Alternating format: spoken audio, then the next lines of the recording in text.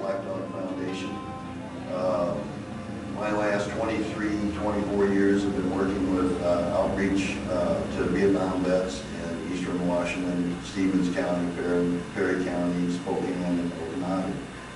And I have specialized in domestic violence intervention for those in the community who choose not to call the cops or not to call community services for whatever reasons, past experiences they may have. So by responding to their needs, it keeps it from spilling over into the community. One of the things that I've learned in the 22 years of doing this, the greatest violence that we have to families and the community now is methamphetamine. In the old days when pot smokers were the things that everybody worried about, well, those days are long since gone. The destruction of the meth that's out there is killing our kids and youth in every community. It's not just here, it's everywhere that we go. Speeding up the story, my daughter started going to Evergreen College, and my wife informed me that she was going to go move over with her to watch the grandkids, and I could feed myself. As you can see, that wasn't the case. I followed her from Republic to over to Olympia, and there people started asking me about what I had done, and they seemed to be so amazed that I was able in all those years to do as much as I did. But to me, the amazement was the realization that the reason I was able to do it was the community. My community didn't listen to my noise, didn't pay attention to my bad habits, but recognized where my heart and my intent was, and was able to give me the backing when I needed it to stop domestic violence or intervene in drug problems and things in a way, and rally the community to do that, to touch each member of that community, and for all of us to recognize when we stepped out into life, we had that honorable gold thread that ran through everybody. And that first semi-truck of reality hits us, leaves us with scar tissue, bruises, and callus. But when we approach each other with that same respect and same honor, we can get things done.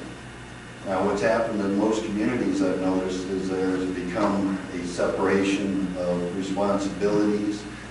We tend to, because somebody gets elected or somebody's getting a paycheck or whatever it may be, that it's not our responsibility and it's theirs. And those days, have to pass.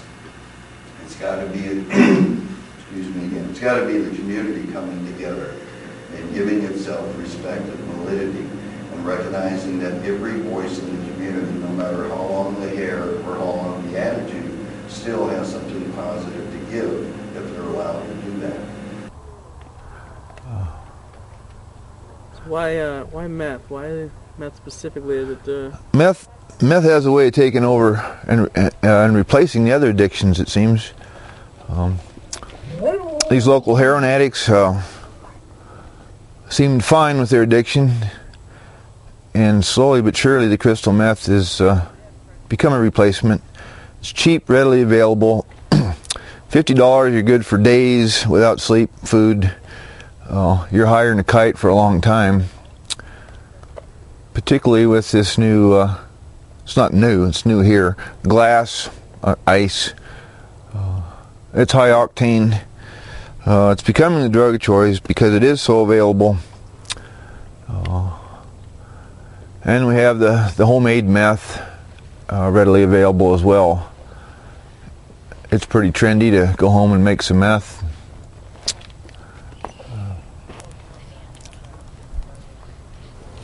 My own experience has shown me that we're dealing with the absolute bottom end of humanity here. I'm not addressing people, I'm addressing the drug, the culture that goes with it, the insanity that's rampant with it. This was a man-made concoction. We're not going to blame it on Mother Nature or God, will you?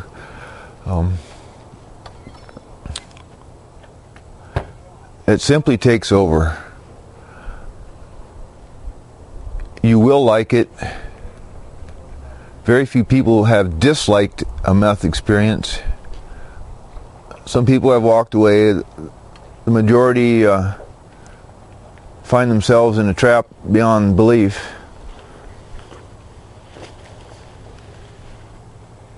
A trap that there seems no way out, a maze without an exit.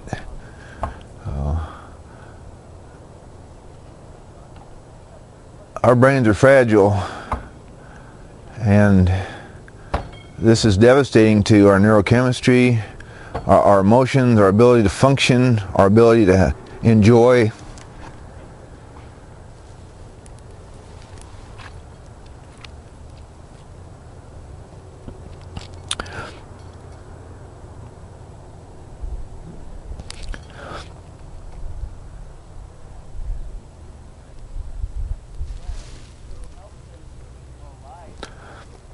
Our ability to live is taken away.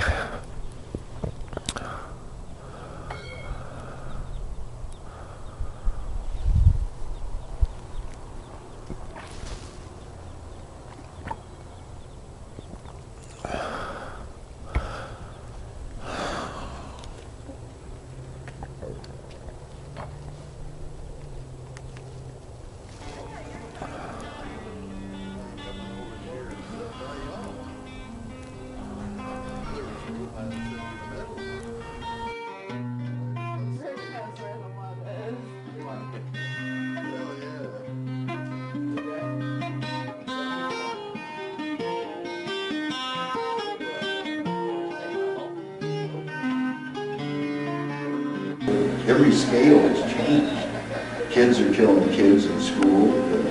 Violence is everywhere.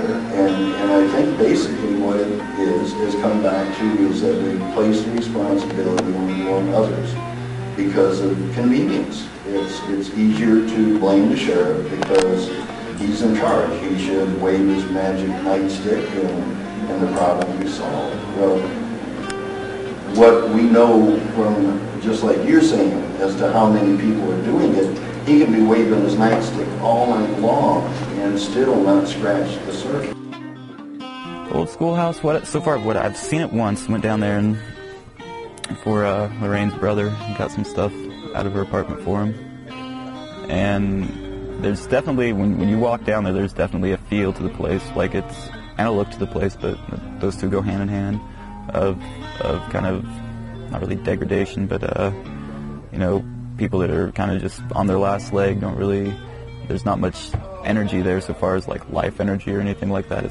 It feels just like a pit, you know, and it looks like, you know, an old ghetto, you know, apartment building where everything's kind of ramshackle and, you know, doors are half hanging off and doors are open and windows are broke and stuff like that. Doesn't look like, I mean, if I was looking for a place to live in this area, coming into this area new, I would be the first place I'd say I wouldn't live, you know.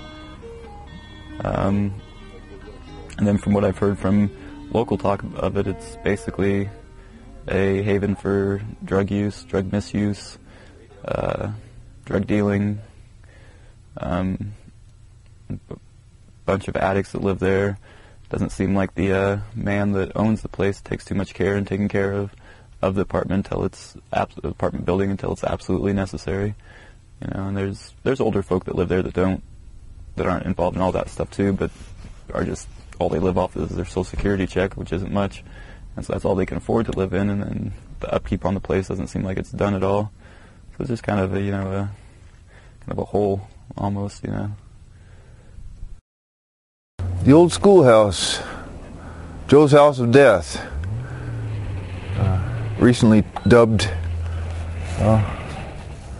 It's a great place to die, by a number of means. Good place to leave laying down. Good friend left there laying down several days ago. Won't be back. Pit of darkness. Prison without walls. So, Drunk, drugged, or otherwise. Not a happy place. What's the next big project you would undertake if there was more financial resources? Well, we want to take the old school in town. Republic has an old elementary school, and we'd like to put it into like a community center for kids where kids can.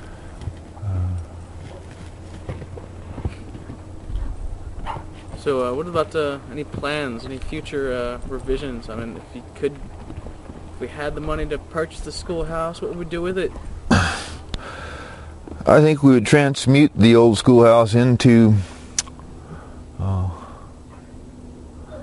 reverse polarity of what it is now. There's a lot of room for healing here,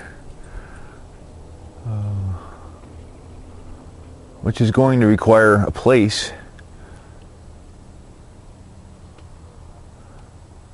There really is no place here now. We have jails, we have the hospital and the morgue. We have community services, a court-ordered, force-fed recovery program, which seems to fail miserably. The old school would make an ideal home for which it is that we all talk about. A needed home for healing, a little turn of the tides for us. Everyone's afraid to do anything above and beyond the present. Their favorite TV show seems to be too important. It's not happening to them directly. Why be concerned? Well, the evidence is there. There's a lot of reasons to be concerned. We're planting our young kids. We're planting our older people. We have people walking dead, zombies, tweaked out. People slamming heroin. We have syringes around the dumpster down at the old schoolhouse. We've got an ugly picture here. My mom ran the food bank 14 years. And I did all the Christmas baskets. I used to take Rick and play Santa Claus, and you know, just to help people. That's what it's about. No matter what. Helping people? Helping people that need help.